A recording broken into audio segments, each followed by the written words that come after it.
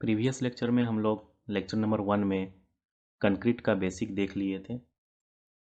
Concrete के बारे में जान गए थे कि कंक्रीट कितने टाइप का होता है, प्रॉपर्टीज़ ऑफ कंक्रीट क्या होता है। कुछ कॉडल प्रोविज़न जो था वो भी हम लोग कॉड से देख चुके थे, आप लोग को मैं बताया हुआ था। लास्ट टॉपिक था हम लोग का उसमें डिजाइन मिक्स, जिसके बारे में मैं बता चुका था। आज हम लोग डिजाइन मिक्स पे एक न्यूमेरिकल देखेंगे। तो जो न्यूमेरिकल है डिजाइन मिक्स पे, वो पहले पूछा जाता था आप लोग के क्वेश्चन में। इधर 2020-21 से जो आपका सिलेबस आया है उसमें ये पोर्शन नहीं है, लेकिन AKTU पूछ भी सकता है। वो प्रीवियस ईयर कहीं से भी क्वेश्चन उठा के पूछ सकता है। तो क्वेश्चन आपका, do the design mix for M20 concrete. तो हम लोग M20 ग्रेड ऑफ कंक्रीट के लिए डिजाइन मिक्स करना है फॉर मॉडरेट एक्सपोजर। अच्छा, एक टर्म है यहाँ पे मॉडरेट एक्सपोजर। अभी हम लोग जब आगे आगे पढ़ेंगे बीम का डिज़ाइन सब, तो वहाँ आप लोग को मैं एक इन्वायरमेंटल कंडीशन बताऊंगा किस केस में, जिसमें कि एक होता है माइल्ड, एक होता है आपका मॉडरेट, फिर होता है सीवियर, वेरी सीवियर और एक्सट्रीम। तो ये जो भी कंडीशन, इन्वायरमेंटल कंडीशन किसको क्या कहेंगे ये हम लोग अभी जानेंगे। ये उतना ज़रूरत नहीं है, बस जानना बहुत ज़रूरी है। स्टैंडर्ड डेविएशन आपका इसमें दिया हुआ है 4.6 and water bye cement ratio आपका 0.52 दिया हुआ है। The coarse aggregate is 20 mm graded and the sand is of grading of zone 2। तो एक ग्रेडिंग जोन 2 का है। अब हम लोग ग्रेडिंग जोन 2 के बारे में तो हम लोग को कोड से पता करना पड़ेगा कि इसका यूनिट वेट क्या होता है। जनरली आपको क्वेश्चन में यूनिट वेट सारे क्वांटिटी का सीमेंट सैंड कोर्स एग्रीगेट का दिया हुआ होगा। अगर नहीं दिया होगा तो मैं आज आपको ना एक वैल्यू बता दूंगा, वो आप सीधा एज्यूम कर सकते हो। Specific gravity of cement is 3.15। ये आप लोग पढ़ चुके होंगे कि सीमेंट का स्पेसिफिक ग्रेविटी 3.15 होता है। फिर specific gravity of coarse aggregate and sand दिया हुआ है 2.6, मतलब कोर्स एग्रीगेट और सैंड दोनों का 2.6 है। तो इस तरह के क्वेश्चन को ज़्यादा कोई स्टेप वाइज नहीं करना है, बस एक बेसिक जो फार्मूला है, आप डेंसिटी का फार्मूला जानते हो, मास बाय वॉल्यूम, वहाँ से आप वॉल्यूम का फार्मूला निकाल सकते हो, मास ओपन डेंसिटी, और फिर सारे वॉल्यूम को जोड़ के उसके जो है इक्वेट कर देंगे कंक्रीट का। तो कंक्रीट का वॉल्यूम निकालने के लिए क्या करना पड़ेगा, बस एक बेसिक जो है हम लोग को एप्टीट्यूड इसमें लगाना है। आइए हम लोग ये क्वेश्चन करते हैं। तो सबसे पहले एग्जाम में अगर इस तरह का क्वेश्चन आता है तो क्या करेंगे, तो आपका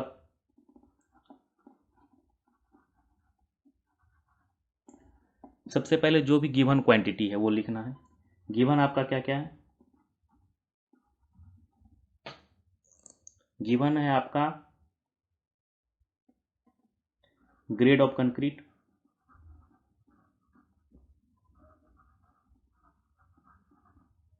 ये कितना दिया हुआ है आपका M20। तो फिर M20 के लिए आपको नॉमिनल मिक्स पता है, चलिए वो बाद में लिख लेंगे। फिर आपका वाटर बाय सीमेंट रेशियो दिया हुआ है, ये दिया है 0.52। आप अच्छे से देखो, यहाँ पे वाटर बाय सीमेंट रेशियो 0.52 दिया हुआ है।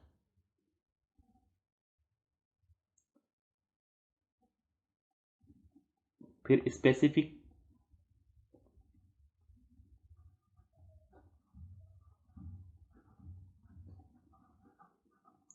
ग्रेविटी ऑफ सीमेंट आपका दिया हुआ है 3.15। चलिए इसको शॉर्ट फॉर्म में लिख लेंगे हम लोग SC। सेम इसी तरह आपको स्पेसिफिक ग्रेविटी ऑफ सैंड दिया हुआ है, जिसको हम ले लेते हैं SC। ये दिया आपका 2.6। फिर आपका specific gravity of coarse aggregate दिया हुआ है,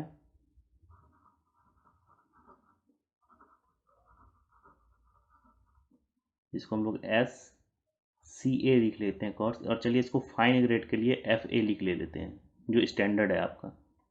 ये हो गया 2.6। तो इतना हम लोग के क्वेश्चन में आपको ऑलरेडी दिया हुआ है। इसके बाद जो नहीं दिया हुआ है वो है आपका unit wait.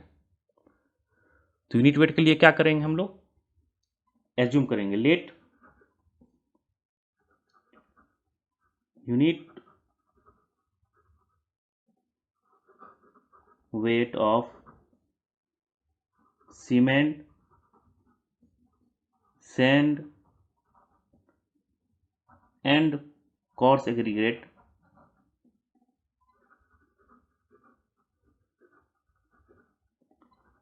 are as follows।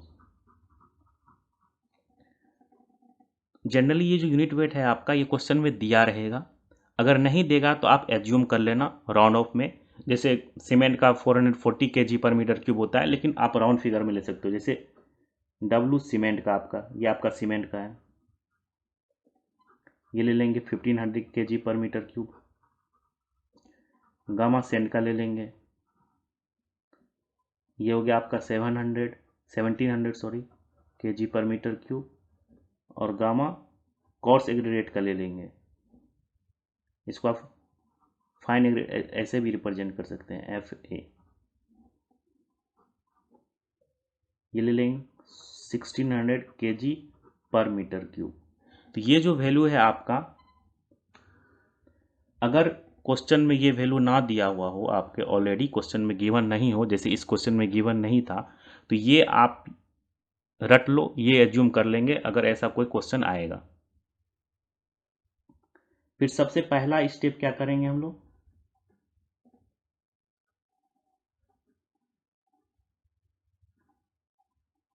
इस तरह के क्वेश्चन में देखिए हम लोग को निकालना है क्वांटिटी।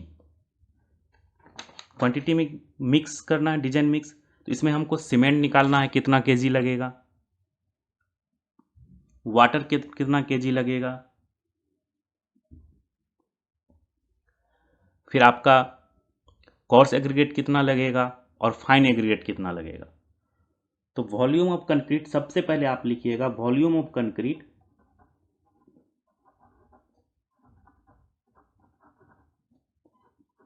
सारे इस तरह के क्वेश्चन में आपको ऐसे ही करना है, जिसको हम लोग VC से रिप्रेजेंट कर रहे हैं, equal to volume of water. ठीक है, चलिए इसको मैं लिख देता हूँ नीचे, plus volume of cement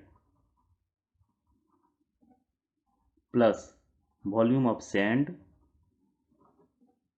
plus volume of coarse aggregate, जिसको हम लोग CA से लिख रहे हैं, और प्लस वॉल्यूम ऑफ वॉइड। तो ये आपका वॉल्यूम ऑफ कंक्रीट बन जाएगा, ये टोटल। तो इस क्वेश्चन में आपको वॉल्यूम ऑफ वॉइड भी नहीं दिया हुआ है, तो हम इसको क्या कहेंगे, इसको जीरो मान लेंगे। बहुत सारे क्वेश्चन में आपको दे देगा कि एयर इतना परसेंट है, वॉल्यूम ऑफ एयर क्या है, तो जो वॉल्यूम ऑफ एयर होगा वही बेसिकली वॉल्यूम ऑफ वॉइड हो गया आपका। फिर इसका लिखेंगे, इक्वेशन लिख लेंगे, इसको volume of water, volume of cement plus volume of sand plus volume of. तो क्वेश्चन में देखिए हम लोग को वॉल्यूम तो नहीं दिया हुआ है, इसको हम लोग मास के टर्म में कर लेते हैं। तो आपको पता है डेंसिटी बराबर क्या होता है हमारा, मास ओपन वॉल्यूम। तो यहां से हम लोग वॉल्यूम क्या लिख सकते हैं, मास ओपन डेंसिटी।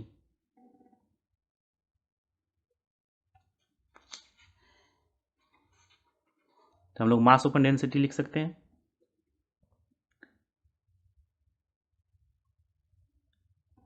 चलिए इसको हम ऐसे ही रहने देते हैं, वॉल्यूम कंक्रीट को। ये इतना आपको नहीं करना, मैं आपको समझाने के लिए इतना स्टेप थोड़ा बता रहा हूं। इसको लिख लेंगे mass of water bye density of water, plus इसको लिख लेंगे mass of cement bye density of cement, इसको लिख लेंगे mass of sand bye density of sand. ये आपका सीमेंट है, ये आपका सैंड है, plus mass of coarse aggregate bye density of coarse aggregate. इतना आप लोग को क्लियर होगा।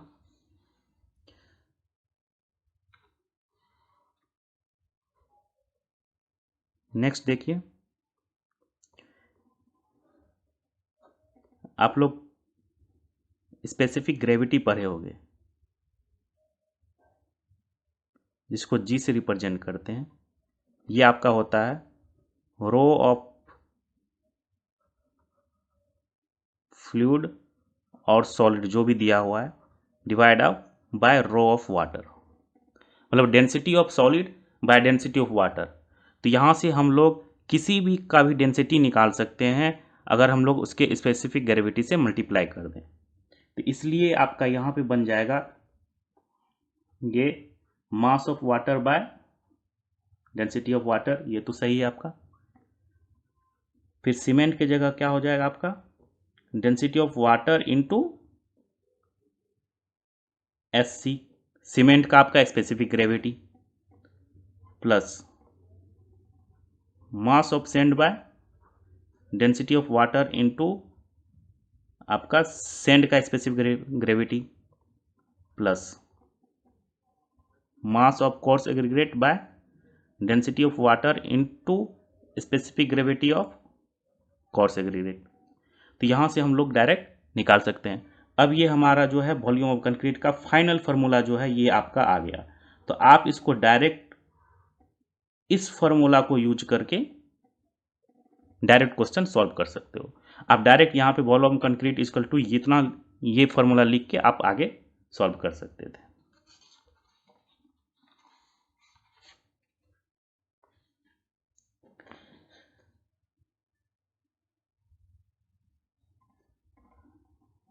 नेक्स्ट क्या करेंगे, देखेंगे फॉर 1 मीटर क्यूब कंक्रीट। ठीक, तो आपका यहां से क्या हो गया, वॉल्यूम ऑफ कंक्रीट आपका क्या बन गया 1 मीटर क्यूब।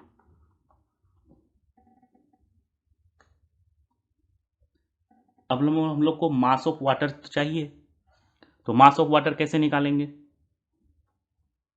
देखिए यूनिट वेट आप लोग को क्वेश्चन में दिया हुआ है, वहां से हम लोग मास ऑफ वाटर निकाल सकते हैं।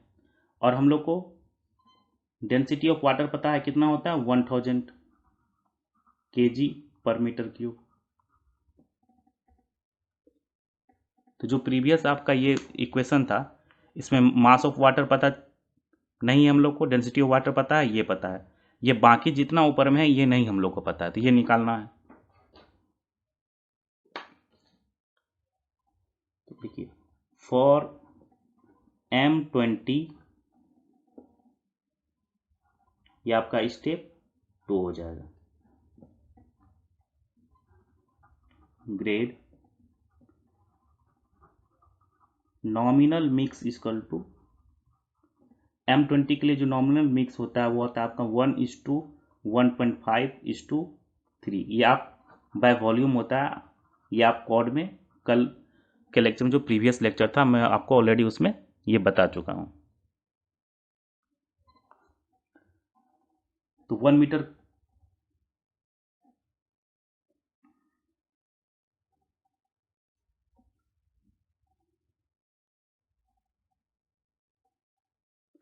उसके बाद हम लोग क्या करेंगे, जो आपका वॉल्यूम ऑफ ये आपका सीमेंट हो गया, ये वॉल्यूम ऑफ सैंड हो गया, ये आपका वॉल्यूम ऑफ कोर्स एग्रीगेट हो गया, ये क्या हो जाएगा आपका 1:1.5:3। अगर हम मान लेते हैं कि हमारा सीमेंट का जो वॉल्यूम है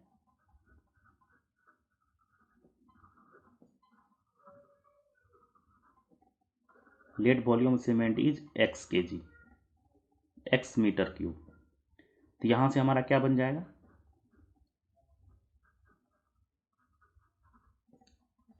1x:1.5x:3x। अब यहां से हम लोग मास निकाल सकते हैं। देखिए मास ऑफ सीमेंट क्या हो जाएगा आपका,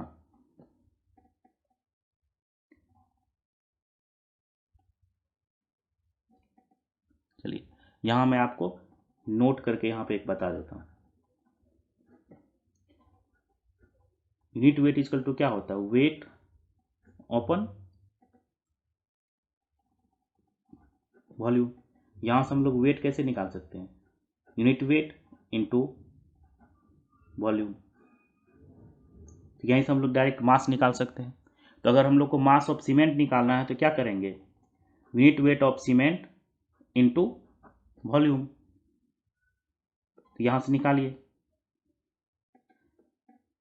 सीमेंट का हम लोग कितना एज्यूम किए थे, ये देखिए 1500, तो लिखेंगे 1500 इंटू वॉल्यूम ऑफ सीमेंट कितना 1x, तो 1x ये कितना आ गया आपका 1500x। इसी तरह मास ऑफ सैंड निकालिए, ये हो जाएगा आपका unit weight of sand into volume, ये कितना था आपका 1600, सॉरी ये आपका 1700 था, और इसका वॉल्यूम कितना हो गया 1.5, तो ये हो गया 1.5x। इसको आप कैलकुलेट कर लीजिए, 1700 इंटू 1.5, ये आपका आ रहा है 2550x, ये इतना केजी आ रहा है आपका। फिर एक बच गया आपका मास ऑफ कोर्स एग्रीगेट, ये हो जाएगा आपका 1600, जो आपका यूनिट वेट दिया हुआ है, देखिए कोर्स एग्रीगेट का 1600 इंटू 3x, यहाँ से आ जाएगा 4800x kg।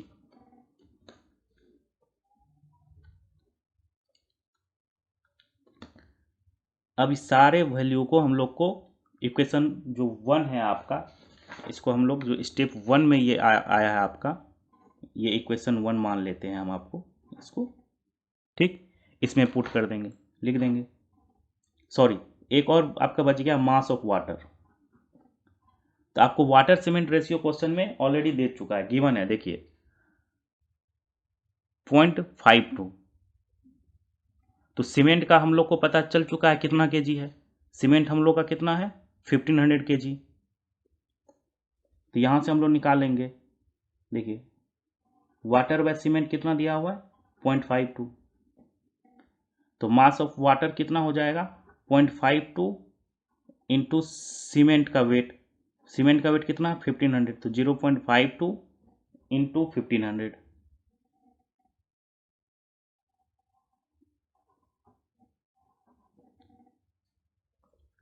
ये सी क्या है आपका मास ऑफ सीमेंट, ठीक है। तो ये इसको कैलकुलेट कर लीजिए, 1500 इंटू 0.52, ये 780x। Putting the value of mass in equation 1, चलिए पुट कर लेते हैं मास। तो आपका कंक्रीट का जो वॉल्यूम है, देखिए कंक्रीट का वॉल्यूम हो गया 1 मीटर क्यूब, तो वॉल्यूम ऑफ कंक्रीट की जगह क्या लिखेंगे 1, ये देखिए ये आपका इक्वेशन था, ठीक है। वॉल्यूम कंक्रीट की जगह कितना लिखेंगे 1 मीटर क्यूब। अब आपका नेक्स्ट क्या है मास ऑफ वाटर, तो मास ऑफ वाटर कितना निकाले हैं 780x divide by density of water कितना है 1000 प्लस मास ऑफ सीमेंट कितना है आपका 1500x डिवाइड बाय आपका कितना density of water into specific gravity, तो 1000 इंटू डेंसिटी, देखिए सीमेंट का कितना है 3.15 इंटू 3.15। सिमिलरली फिर लिख देंगे हम लोग सैंड के लिए, तो सैंड के लिए क्या हो जाएगा आपका 2550x divide by 1000 into specific gravity कितना दिया है इसका 2.6। अब लास्ट आपका बच गया कोर्स एग्रीगेट, मास हो गया आपका 4800x,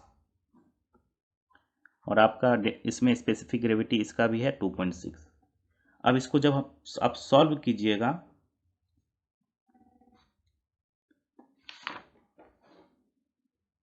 यहाँ से देखिए इसको सॉल्व करते हैं, 780 डिवाइड बाय x तो सब में कॉमन है, चलिए x बाहर कर लीजिए, बाय 1000 भी बाहर, सॉरी आप लोग को नहीं दिख रहा होगा, तो x बाय 1000 बाहर कर लिए, ये कितना आ गया 780 plus 1500 by 3.15 plus 2550 by 2.6 plus 4800 by 2.6। अब इसको कैलकुलेट कर लेते हैं। 780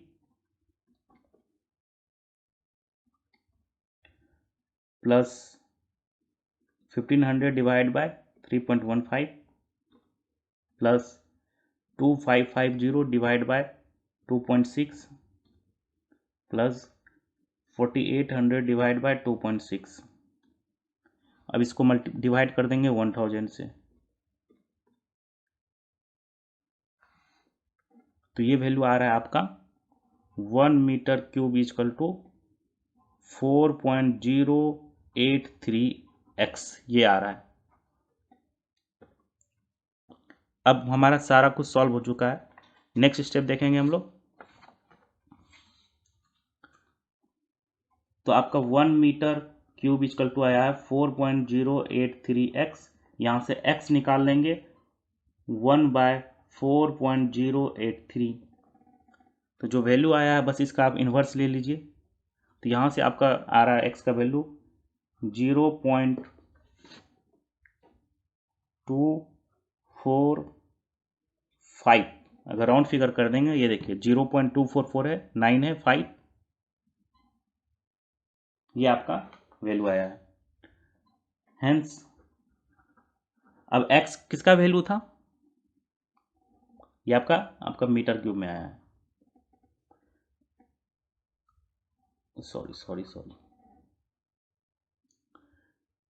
ये x किसका वैल्यू था, जो हम एज्यूम किए हुए थे सीमेंट का। हेंस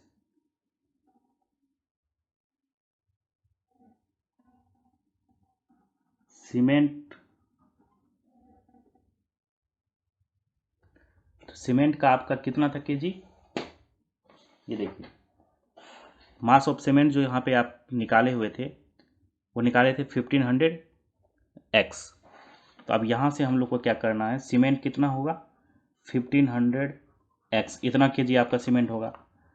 तो x का वैल्यू हम लोग निकाल चुके हैं, तो 1500 इंटू 0.245, ये जो वैल्यू आएगा वही आपका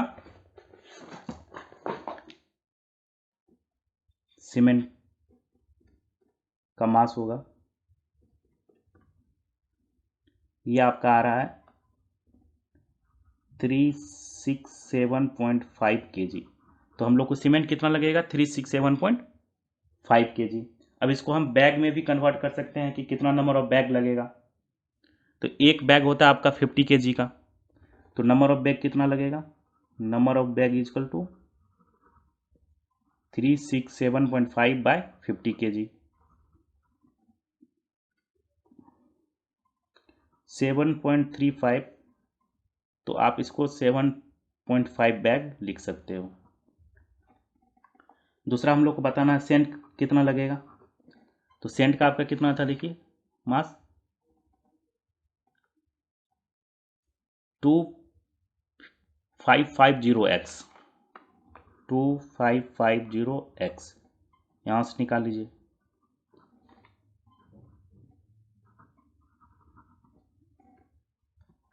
टू 550 इंटू 0.245। तो हम लोग को सेंड चाहिए इतना केजी, 624.75 केजी। अब लास्ट बच गया आपका कोर्स एग्रीगेट।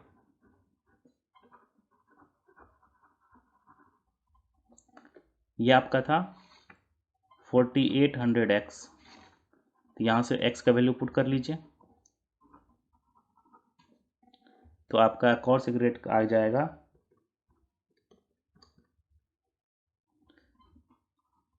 1176 kg। तो ये आपका फाइनल आंसर, ये जो 3 आया है ये आपका फाइनल आंसर है। यही आपको डिजाइन मिक्स में बताना है। तो जो पहला स्टेप था, ये देखिए मैं एक बार फिर से आपको रिकॉल करा देता हूँ। पहले हम लोग गिवन लिखेंगे, ग्रेड ऑफ कंक्रीट क्या है, वाटर सीमेंट रेशियो दिया हुआ था, पूरा ये वैल्यू दिया है। यूनिट वेट नहीं दिया हुआ था सैंड सीमेंट का, फिर से हम लोग यूनिट वेट ये एज्यूम कर लिए हैं। ठीक, उसके बाद वॉल्यूम ऑफ कंक्रीट का ये मैं बेसिक बताया हूँ कि कैसे ये फाइनल फार्मूला ये आता है। तो आपको स्टेप 1 में डायरेक्ट ये लिखना है कि volume of concrete equal to ये। अगर इसमें आपके मास ऑफ वॉइड दिया है तो वो भी इंक्लूड करेंगे, इसको भी निकालेंगे सेम तरीके से जैसे ये निकाले हैं। क्या हो जाएगा यहाँ पे एक और ऐड हो जाएगा, mass of void divide by आपका जो भी मास का एयर का मास दिया होगा, फिर उसको हम लोग मल्टीप्लाई कर देंगे density of air into specific gravity से। तो वहाँ पे सिर्फ याद रखना है कि डेंसिटी ऑफ वाटर से मल्टीप्लाई नहीं करेंगे स्पेसिफिक ग्रेविटी से। फिर उसके बाद इस स्टेप में डायरेक्ट मास ऑफ वाटर निकाल लेंगे। उसके लिए क्या करेंगे, 1 मीटर कंक्रीट के लिए हम लोग निकाल लेंगे पहले, 1 मीटर कंक्रीट के लिए कितना हो रहा है। डेंसिटी ऑफ वाटर पता है, ये आपके रिकॉल करने के लिए मैं लिख दिया हूँ, वैसे आप लोगों को पता होगा, आप लोग डायरेक्ट भी कर सकते हो। उसके बाद आपका नॉमिनल मिक्स M20 का 1:1.5:3 होता है।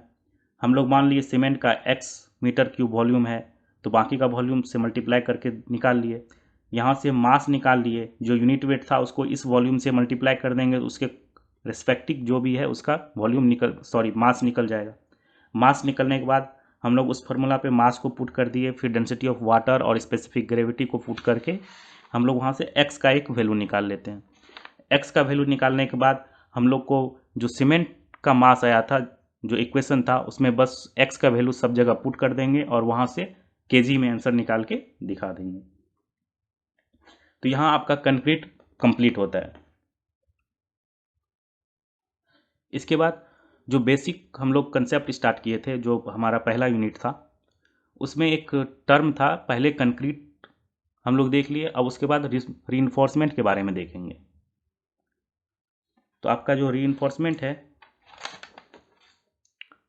जनरली 4 टाइप का रीइंफोर्समेंट हम लोग पढ़ेंगे इसमें। जो आपका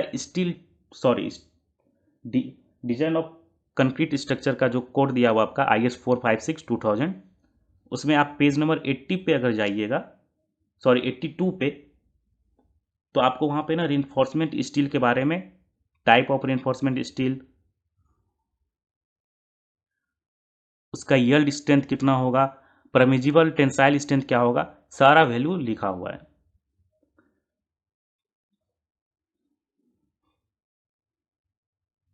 तो आपके पॉइंट में भी लिखा है कि there are mainly 3 grade of steel. एक तो है Fe250, Fe415 and Fe500। Generally जितने भी हम लोग अभी बीम में डिजाइन करने वाले हैं वो Fe250, 415 एंड Fe500 से ही हम लोग डिजाइन करेंगे। जो आपका ग्रेड ऑफ स्टील होता है वही आपका रिप्रेजेंट करता है यील्ड स्ट्रेंथ ऑफ स्टील। जो भी स्टील का यील्ड स्ट्रेंथ होगा, आप लोग स्टील का तो स्ट्रेस स्ट्रेन डायग्राम देखे होंगे, ये आपका स्ट्रेस स्ट्रेन डायग्राम है इस तरह। तो यहाँ पे जो इस वैल्यू पे आपका आता है वो आपका Fe आता है, जिसको यील्ड स्ट्रेंथ कहते हैं हम लोग। ठीक, ये आपका स्ट्रेस है, ये आपका स्ट्रेन है। जैसे माइल्ड स्टील है तो इसका कौन सा ग्रेड हुआ, Fe250 ग्रेड। जो माइल्ड स्टील का ग्रेड होगा वो Fe250 होता है। तो जो ये 250 रिप्रेजेंट कर रहा है, जिस तरह कंक्रीट में आपका M20 आपका क्रिस्टलिस्टिक स्ट्रेंथ था, उसी तरह इसमें 250 जो है वो यील्ड स्ट्रेंथ को रिप्रेजेंट करता है, जो आपका न्यूटन पर mm स्क्वायर में होता है, या न्यूटन पर mm स्क्वायर को ही हम लोग कहते हैं MPa। फिर एक होता है आपका परमिजिबल टेंसाइल स्ट्रेंथ। अभी मैं इसके परमिजिबल स्ट्रेस क्या होता है, टेंसाइल स्ट्रेंथ क्या होता है, मैं आगे अभी बताऊंगा। जब इसी यील्ड स्ट्रेंथ पे क्या करते हैं हम लोग, फैक्टर ऑफ सेफ्टी अप्लाई करते हैं, तो फिर ये वैल्यू मिलती है। तो जो हम लोग अभी वर्किंग स्ट्रेस मेथड में यूज करने वाले हैं वो सिग्मा ST यूज करने वाले हैं, जिसको हम लोग कहते हैं परमिजिबल टेंसाइल स्ट्रेंथ। ओके, तो 250 के लिए अप टू 20 mm डायमीटर तक जो होता है वो होता है 140। फिर आपका 20 mm डायमीटर से जो ज़्यादा होगा उसका 130। और इसका आपका यूनिट क्या होगा, न्यूटन पर mm स्क्वायर, या इसको कर लीजिए आप MPa। और अगर आपका मीडियम स्टील है, Fe350 है, तो आपका 350 हो जाएगा यील्ड स्ट्रेंथ, और 190 हो जाएगा आपका परमिजिबल स्ट्रेंथ। HYSD बार जो आता है, जिसको हम लोग उसका जिसका ग्रेड होता है आपका FE 415, ये FY आपका 415 और इसका परमिजिबल स्टेज होगा 230 होगा। फिर एक आपका बार है TMT बार। देखिए जो आपका स्टील है, रिइंफोर्समेंट स्टील है, वो कौन सा इन चारों में से कौन सा स्टील सबसे बेटर होता है? तो जो सबसे अच्छा होता है वो होता है आपका TMT बार। अभी जनरली जो भी आपका आप देख रहे होंगे यूज हो रहा है वो TMT बार ही हो रहा है। क्यों? उसका रीजन है, देखिए माइल्ड स्टील में कार्बन परसेंटेज आपका कम होता है, तो ये आपका डक्टाइल अच्छा होता है, इसकी डक्टिलिटी बहुत ही अच्छा होता है, लेकिन इसका स्ट्रेंथ उतना अच्छा नहीं होता। ये स्ट्रेंथ क्या होगा इसका? लोएस होगा। और डक्टिलिटी क्या होगा इसका? आपका मोर होगा। उसी तरह मीडियम में क्या होगा? डक्टिलिटी होगा लेकिन आपका लेस देन माइल्ड स्टील, और स्ट्रेंथ क्या होगा आपका? More than mild steel. तो ये भी हम लोग के लिए बेस्ट नहीं है। उसी तरह जो HYSD बार है, इसमें क्या होता है आपका? इसमें कार्बन परसेंटेज क्या हुआ आपका? इंक्रीज कर गया। फिर इसमें भी कार्बन परसेंटेज और इंक्रीज कर गया। तो जिस तरह कार्बन परसेंटेज अगर हम लोग और इंक्रीज करेंगे तो उसका जो नेचर ऑफ है, डक्टिलिटी जो है वो डिक्रीज करता है, वो ब्रिटल नेचर की तरफ आपका चले जाता है। तो इसका डक्टिलिटी फिर वो क्या हो जाएगा? डिक्रीज कर गया आपका, और स्ट्रेंथ आपका इंक्रीज कर गया। तो हमको तो दोनों चाहिए, क्योंकि टेंसाइल स्ट्रेंथ में हम लोग बार को क्यों प्रोवाइड करते हैं?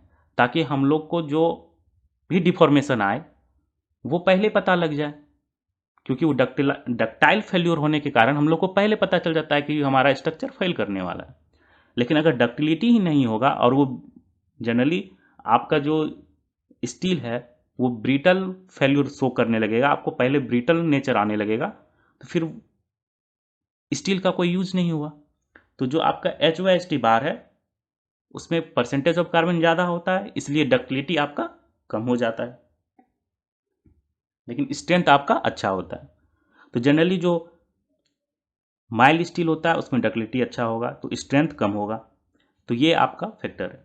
अब जो आपका TMT बार है, इसका डक्टिलिटी भी अच्छा होता है और आपका स्ट्रेंथ भी अच्छा होता है। ये कैसे? जो ये बार होता है ना, ये आपका देखिएगा ये इस तरह का होता है, अंदर में ना एक सॉफ्ट कोर प्रोवाइड किया होता है जो आप उसको ना डक्टिलिटी प्रोवाइड करता है, और जो आउटर पार्ट होता है वो उसको स्ट्रेंथ प्रोवाइड करता है। इसीलिए आजकल जनरली जो है TMT बार का यूज होता है, क्योंकि वो बेटर डक्टिलिटी में भी है और स्ट्रेंथ में भी आपका बेटर है। तो इसमें जो आपको याद रखना है, एक तो इसका जो भी प्रॉपर्टीज है वो 2 मार्क्स में कभी कभी आ सकते हैं, 2 मार्क्स के लिए।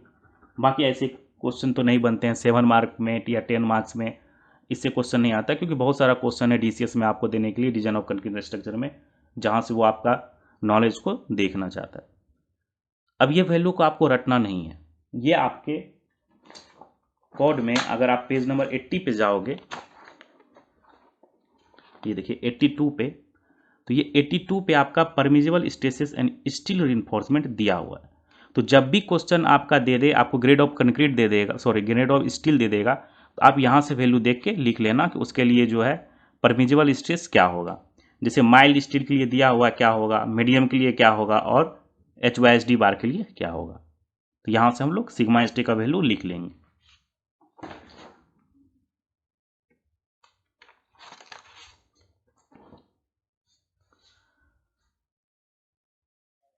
AKTU यूनिवर्सिटी से रिलेटेड लेक्चर के लिए डाउनलोड करें college exam app play store से, और हमारे चैनल को सब्सक्राइब करना ना भूलें।